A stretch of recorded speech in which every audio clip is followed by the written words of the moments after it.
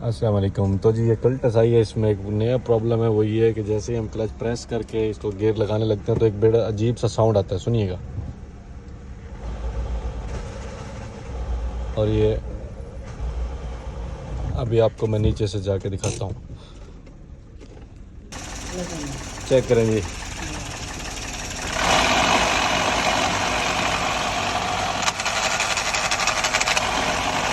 हाँ हाँ